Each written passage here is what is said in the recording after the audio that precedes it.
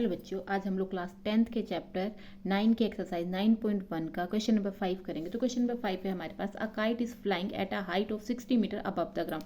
अब एक काइट है, वो ग्राउंड से 60 मीटर की हाइट पर उड़ रही है। The string attach to the kite is temporarily tied to a point on the ground. अब उस जो पतंग है उसके साथ एक डोरी लगी हुई है जिसको ग्राउंड के साथ बांधा गया है। The inclination of the string with the ground is 60 degree. अब ये जो डोरी ग्राउंड के साथ जो एंगल बना रही है वो 60 डिग्री का एंगल बना रही है। Find the length of the string.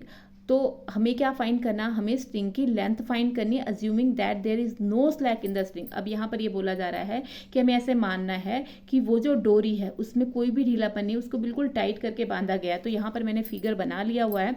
यहाँ इस फिगर में देखो, यहाँ पर काइट है, वो ग्राउंड से कितने मीटर की हाइट पर है, 60 मीटर की हाइट पर है। अब यहाँ से एक डोरी बांधी गई, इस डोरी को, इस काइट के साथ डोरी बांधी हुई, इस डोरी को ग्राउंड के साथ यहाँ पर बांधा गया है। तो ये जो डोरी है ये ग्राउंड के साथ 60 डिग्री का एंगल बना रही है, ठीक है। और हमें इस क्वेश्चन में बोला गया है कि आपको ये जो डोरी है इसकी लेंथ फाइंड करनी है। अब हमें इस डोरी की, स्ट्रिंग की लेंथ फाइंड करनी है, तो इसे मैं एल लेट कर लेती हूँ। तो let the length of the string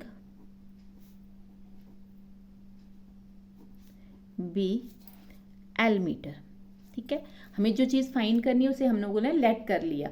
अब फाइंड कैसे करेंगे, देखो ये मुझे फाइंड करना है और ये मुझे दे के रखा है, तो इन दोनों ही साइड्स को लेकर मैं यहाँ से length of the string find करूँगी, ठीक है। और एंगल कौन सा वाला लूंगी, एंगल ये वाला लूंगी। और फॉर्मूला कौन सा लगेगा हमारा, पंडित बद्री प्रसाद हर हर बोल सोना चांदी तोल।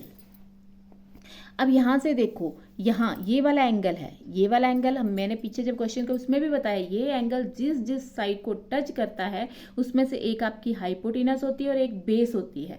और ये एंगल जिस साइड को टच नहीं करता है वो आपका परपेंडिकुलर होता है। मतलब ये इस और इस साइड को टच कर रहा है, मतलब इन दोनों में से एक आपकी हाइपोटेनस होगी, एक आपका बेस होगा, ठीक है। अब ये एंगल इस साइड को टच नहीं कर रहा, मतलब परपेंडिकुलर होगी ये वाली साइड। तो यहाँ से आपकी हाइपोटेनस कौन सी होगी, जो तिरछी साइड होगी वो हाइपोटेनस होगी और ये आपका बेस होगा, ठीक है। हमें लेके क्या क्या चलना है, लेंथ को, स्ट्रिंग की लेंथ फाइंड करने के लिए हम क्या क्या लेके चलेंगे, एक तो हम लोग हाइपोटेनस लेंगे और एक हम परपेंडिकुलर लेंगे। तो यहाँ से देखो, हाइपोटेनस या परपेंडिकुलर अपॉन हाइपोटेनस, ठीक है। हाइपोटेनस अपॉन परपेंडिकुलर भी ले सकते हैं, परपेंडिकुलर अपॉन हाइपोटेनस भी ले सकते हैं। तो परपेंडिकुलर अपॉन हाइपोटेनस क्या होता है, साइन होता है यहाँ से।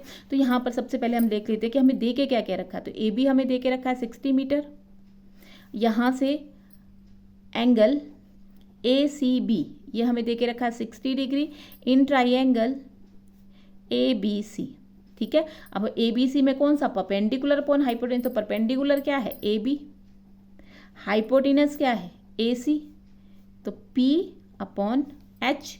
अब पी अपॉन एच मतलब परपेंडिकुलर अपॉन हाइपोटेनस क्या होता है, साइन होता है, साइन। और एंगल कौन सा है, 60, तो यहाँ से 60 डिग्री आ गया।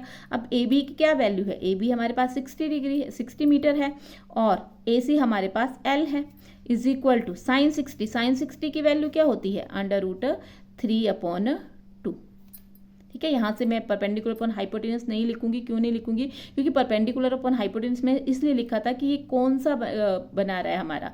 तो यहाँ से हमें पता लग गया कि परपेंडिकुलर अपॉन हाइपोटेनस हमारा साइन होता है, तो हम बस यहीं तक इसको नहीं लिखेंगे उसके बाद, ठीक है। तो यहाँ से हमारा साइन 60 की वैल्यू आ गई √3/2। अब इसको सॉल्व कर लेंगे। देखो एल को यहाँ, क्योंकि एल मुझे फाइंड करना है तो एल को मैं सिंगल कर लूंगी, तो एल यहाँ ले जाऊंगी, 2 को यहाँ और 3 को यहाँ, मतलब क्रॉस मल्टीप्लीकेशन कर दूंगी। तो यहाँ जब 2 को यहाँ लेके आए तो ये बन गया 60 मल्टीप्लाई 2, √3 को जब यहाँ लेके आए तो ये नीचे आ गया और L कहाँ चला गया, ऊपर।